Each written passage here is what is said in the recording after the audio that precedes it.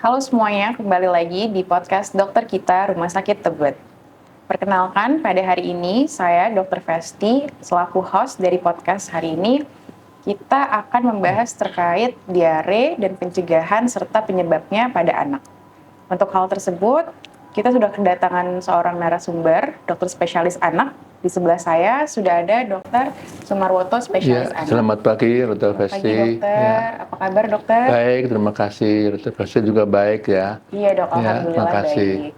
Baik, dokter. Di kesempatan kita kali ini, kita akan membahas terkait diare dan pencegahannya serta penyebab dari diare itu sendiri untuk ibu-ibu maupun bapak-bapak di rumah, agar mereka bisa tahu bagaimana cara menangani ketika anaknya diare. Oke. Tapi sebelum itu mungkin boleh dijelaskan terlebih dahulu, dokter, sebenarnya kapan sih kita bisa bilang anak kita itu sedang mengalami diare, dok? Oke, ya, terima kasih Dr. Vesti. Ya, jadi memang sebelum saya jelasin mengenai penyakit diare, mungkin baiknya juga saya sampaikan bahwa apa sih definisi seorang anak itu mesti berobat ke dokter anak atau ke rumah sakit yang ada fasilitas ke anak. Jadi memang kalau Kementerian Kesehatan memberikan definisi bahwa anak itu dari 0 bayi lahir sampai dengan 17 tahun. Jadi sampai itu kalau porsinya dokter anak di atas 17 tahun atau sekian ke atas itu udah mulai porsinya penyakit dalam.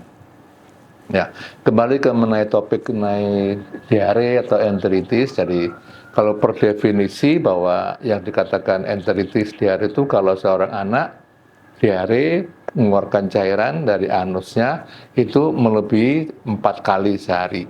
Apakah dia bercampur dengan lendir, apakah dia bercampur dengan darah, itu sudah termasuk kriteria diare atau enteritis.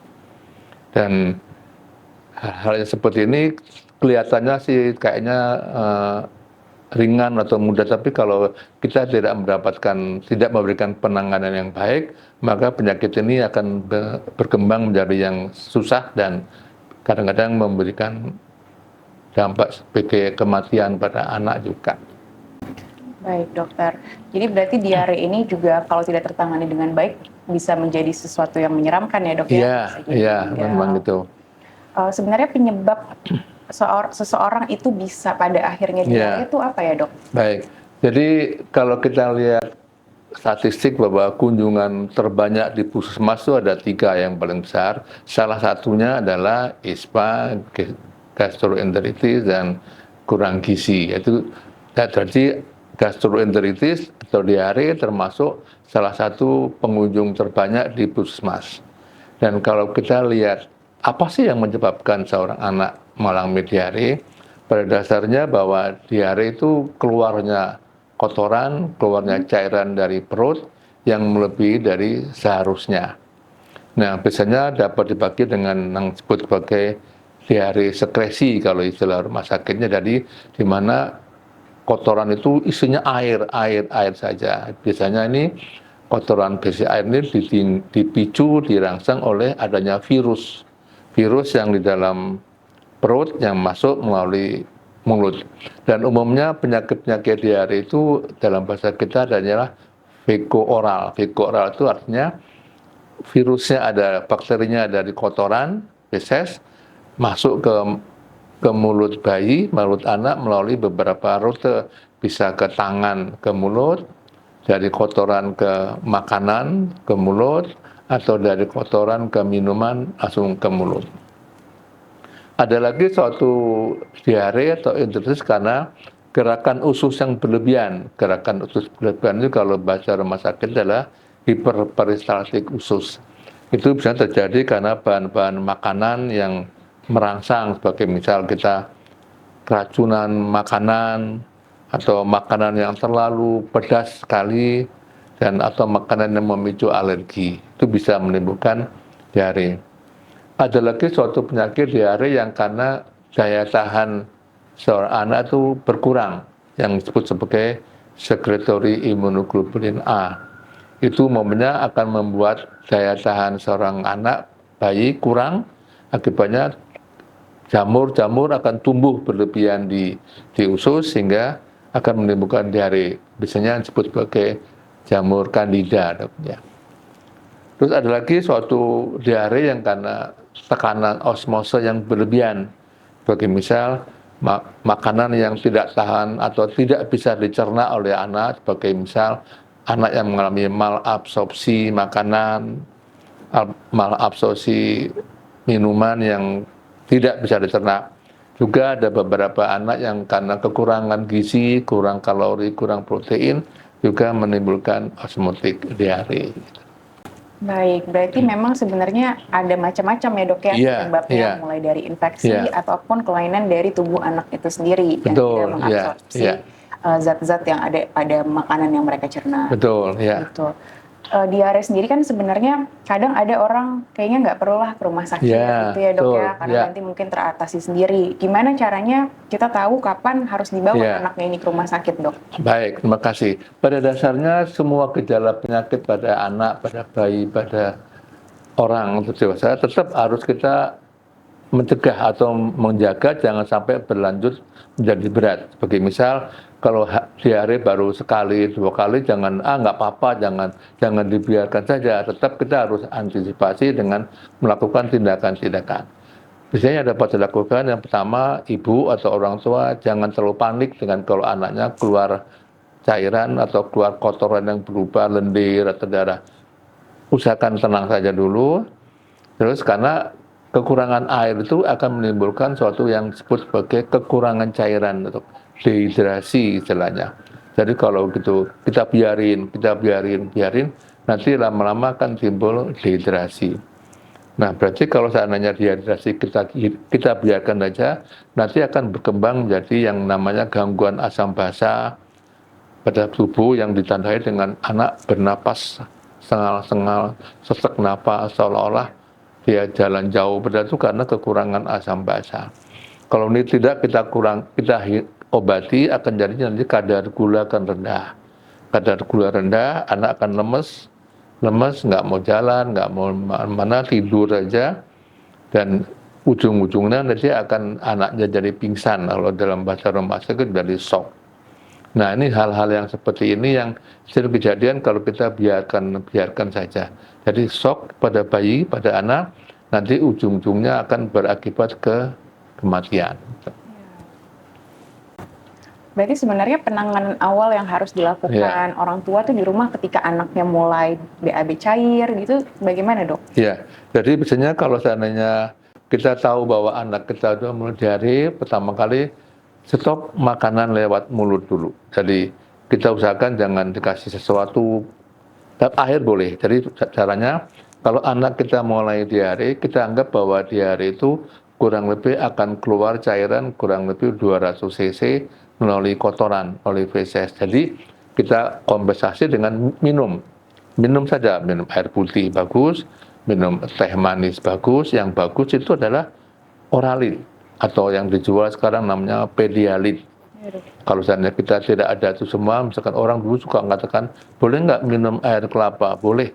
Yang penting air yang mengandung gula dan mengandung garam. Kalau kita tidak ada semua, beri aja air tambah gula ditambah garam, itu sudah cukup. Nah, kalau dikasih itu mengganti cairan-cairan yang keluar, maka sementara jangan kasih makan dulu. Kasih makan dulu, jangan, tunggu beberapa saat. Kalau seandainya sudah berkurang cairannya yang keluar, kita boleh nambah lagi, bisa beli obat di luar tuh namanya probiotik, itu udah banyak sekarang dijual. Itu suatu obat yang mengandung lactobacillus, dok ya. Nah, misalkan, oh saya mau tambah lagi yang lain, boleh. Di luar memang banyak dijual atau ditawarkan suatu obat-obatan yang mengandung karboadsorben sebagai misal norin atau mengandung kaolin. Tapi itu semua memang dikatakan iya, tapi belum terbukti bahwa itu berhasil baik. Yang penting kalau ada probiotik tadi mengandung lactobacillus, dapat juga kita tambahin dengan sekarang ada dijual namanya zinc sulfat. Itu banyak dijual di apotek dan biasanya itu bebas. Nah, kalau dengan 2 obat ini mudah-mudahan dengan puasa atau tidak makan dulu, hanya minum-minum yang mengandung mineral, mudah-mudahan akan menjadi baik. Tapi misalkan sehari, 2 hari tidak menjadi baik, ya kita harus mendatangi rumah sakit atau puskesmas atau dokter. Jangan dulu ditambah dengan antibiotik. Kadang-kadang beberapa orang yang panik langsung minta tambah dong antibiotik, itu tidak disarankan. Lebih baik nanti dokternya aja yang menentukan, oh ya ini harus pakai antibiotik atau belum.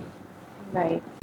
Berarti sebenarnya di rumah pun orang tua boleh kasih obat-obatan seperti Lactobay maupun probiotik maksud saya maupun zinc gitu ya dok ya? Ya, udah Gitu, bisa. sebelum Oke. pada akhirnya mereka ke dokter. Betul, Gitu ya. Oke. Kalau untuk pencegahannya sendiri untuk diare ini tadi kan katanya fekal oral ya dok ya? Ya, Penyebarannya kira-kira apa saja dok yang ya. bisa kita lakukan? Pencegahan yang dapat dilakukan pertama kali kalau kita punya bayi sejak lahir umur 2 bulan sampai 6 bulan itu sekarang udah ada di program rumah sakit atau yang puskesmas itu ada namanya vaksinasi dok. Jadi ada vaksinasi yang mengandung virus rota. Jadi virus rota itu virus yang sering menjumpai pada anak-anak sehingga itu nanti diberikan vaksinasi bisa minum 2 kali, ada yang 2 kali, ada yang 3 kali, mulai umur 2 bulan sampai 6 bulan. Kekurangannya ini kalau udah 6 bulan, udah obat vaksinnya udah tidak bekerja, jadi tolong diberikan antara 2 bulan, 3 bulan, 4 bulan, 5 bulan, 6 bulan. Nah umumnya kalau anak-anak sudah mendapatkan vaksinasi rotavirus, maka dia akan terhindar atau berkurang sakitnya dari sakit diare. Nah yang kedua, kita membiasakan anak-anak kita kalau udah 3 tahun ke atas untuk mencuci tangan. Mungkin kita pulang dari sekolah, pulang dari main-main, pulang dari PAUD, pulang dari TK, kita memberikan edukasi, ayo kita cuci tangan. Seperti dulu waktu zaman COVID kan kita rajin cuci tangan dengan hand sanitizer. Ya. Nah setelah itu kita biasakan kalau bisa anak-anak kecil jangan dibiasakan beli-beli makanan di luar. Memang ada orang mengatakan, tapi kan kalau pagi-pagi praktis loh, kalau kita beli bubur yang pagi-pagi orang lewat, kita bayar sekian, nanti dia dapat. Ya, itu masalahnya kalau kita beli bubur yang orang lewat itu, kita tidak tahu bagaimana proses orang itu masak. Apakah airnya matang, airnya bersih, atau tangannya si penjual juga udah cuci tangan. Karena seringkali kuman-kuman itu masuknya lewat makan-makan yang dijual. Karena kita tidak tahu, kita maunya praktis, mau cepat, nah tahu-tahu anak kita jadi panas atau diare. Nah mudah-mudahan dengan pencegahan yang tadi, vaksinasi, cuci tangan, kita tidak membiasakan beli makanan di luar, itu bisa mengurangi kejadian diare pada anak. Baik dokter. Ya. Baik, berarti sekarang udah ada vaksinnya juga ya dok ya? Sudah, Itu ya? sudah. Kalau berarti kalau anak-anak yang mungkin di atas 5 tahun, sampai kan anak itu definisinya tadi sampai 17 tahun 17 ya dok? tahun. Di atas yang 6 bulan tadi itu sebenarnya tetap bisa diberikan nggak dok? Ya harus. Nah, cuma kalau yang saya bilang tadi, kalau virus rota itu hanya 2 bulan sampai 6 bulan. Ya, Tapi vaksin-vaksin lain itu harus. Jadi kekurangannya orang-orang kita kalau sampai 9 bulan, setahun, bayi-bayi itu rajin divaksin. Ya. Tapi begitu nanti 2 tahun, harusnya ada vaksinasi ulang sekali-sekali. Nanti 5 tahun, ada lagi vaksinasi ulang sekali-sekali. Nanti 10 tahun, sampai umur 15 tahun itu ada vaksinasi anak. Terutama kalau yang berhubungan dengan diare ya tadi, rotavirus, atau vaksin tipes itu. Ya. Nah itu juga perlu. Tapi seringkali orang di daerah kita itu kalau udah 2 tahun ke atas, nggak sempat dong, saya nggak ada waktu, saya mestihin. Jadi seringkali jarang divaksinasi ulang. Dokter, tadi kan dokter sempat bilang ya dok ya, Yeah. kalau diare ini itu karena banyak cairan yang keluar, Yeah. kadang pasiennya bisa jadi dehidrasi Yeah. gitu ya dok. Sebenarnya tanda-tanda dehidrasi itu apa sih dok yang bisa Yeah, dikenalin baik. dari keluarga Yeah. gitu dok? Oke, terima kasih. Jadi memang saya katakan bahwa untuk kalau sehari pertama 3 kali, 4 kali, kita bolehlah mencoba mengobati sendiri dengan tadi, dengan dipuasakan makan-makan yang padat, berikan minum Oralit, atau yang sponsornya itu dikasih obat-obatan lactobacillus, dikasih zinc. Tapi kalau keadaan masih berlanjut semakin diare, bisa ditandai dengan satu, kalau kita tarik tangan kita, kulit anak kita dengan tangan itu bahkan kelihatan seperti kertas karet, jadi melemir gitu. Kemudian juga kalau kita debaran jantung makin cepat tanda dehidrasi. Terus kita lihat mata kita kayaknya kalau anak semakin kekurangan air makan cekung tuh. Nah itu harus cepat bawa ke rumah sakit. Kalau itu masih bayi di bawah setahun, kita coba lihat di atas kepala ada namanya ubun-ubun besar, ubun-ubun kecil itu raba. Kalau ubun-ubun besar normal itu rata, tapi kalau dia udah kekurangan cairan, dia akan cekung. Nah itu juga harus cepat-cepat bawa ke rumah sakit. Terus kulit, jadi biasanya kita raba kulit tangan anak kita atau kaki kita, kok jadi dingin, biasanya kan hangat. Nah itu juga tanda-tanda udah perlu ke rumah sakit. Terus ada lagi kalau semakin berat, jari-jari anak kita akan jadi biru, kebiruan yang namanya cyanosis itu juga harus dibawa ke rumah sakit. Yang terakhir mulut kita, anak-anak kita itu biasanya kan basah karena liur atau segala macam. Tapi kalau mulut lendir atau mukosa lendir itu kering, tidak ada cairan, itu juga harus segera dibawa ke rumah sakit. Yang lebih penting lagi, kencing. Seorang anak dari pagi sampai siang minimal harus sekali 2 kali kencing. Siang sampai sore sekali 2 kali kencing. Tapi kalau anak dari pagi sampai siang sampai sore sama sekali dia tidak pipis, dia buang air kencing, itu harus tanda-tanda dehidrasi, bawa ke rumah sakit. Baik, itu yang mesti diwaspadai oleh orang tua bayi. Gitu. Jadi walaupun kita bisa kasih penanganan awal di rumah, tetap ya dok ya, tetap harus diobservasi tanda-tanda dehidrasi yang tadi dokter bilang ya. Dan kalau ditemukan tanda-tanda tersebut, berarti harus langsung cepat-cepat dibawa ke fasilitas kesehatan yang ada. Baik dokter, sudah cukup jelas ya ibu-ibu dan bapak-bapak sekalian bahwa diare itu didefinisikan sebagai ketika seseorang itu buang air cair lebih dari 3 kali dalam sehari dengan berbagai penyebab yang ada di dalamnya, baik itu infeksi maupun mungkin dari makanan atau mungkin ada imun dari tubuh anak sendiri yang terganggu. Serta sudah banyak juga pencegahannya untuk mencegah supaya diare tersebut tidak terjadi pada anak kita.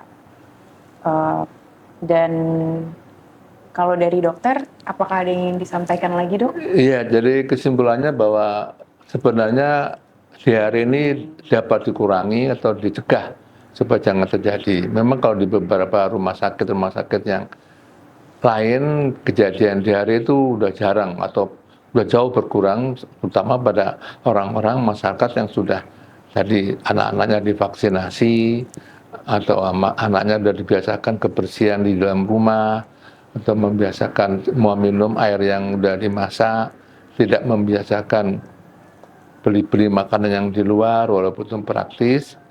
Dan tadi artinya setelah 2 tahun, 5 tahun, 10 tahun itu ada vaksinasi ulangan untuk mencegah ini. Itu saja yang dapat disampaikan, bahwa tetap diare itu dapat dikurangi atau dicegah. Gitu. Tetap bisa dicegah ya dok ya. Paling sekian ya dok ya podcast kita hari ini. Terima kasih banyak Dr. Sumarwoto. Baik teman-teman di rumah, semoga apa yang kita bahas kali ini bisa bermanfaat bagi keluarga di rumah untuk menangani anaknya yang sedang diare. Sekian dari podcast dokter kita hari ini. Jangan lupa untuk follow Instagram Rumah Sakit Tebet dan subscribe YouTube Rumah Sakit Tebet. Sampai bertemu di podcast selanjutnya. Dadah.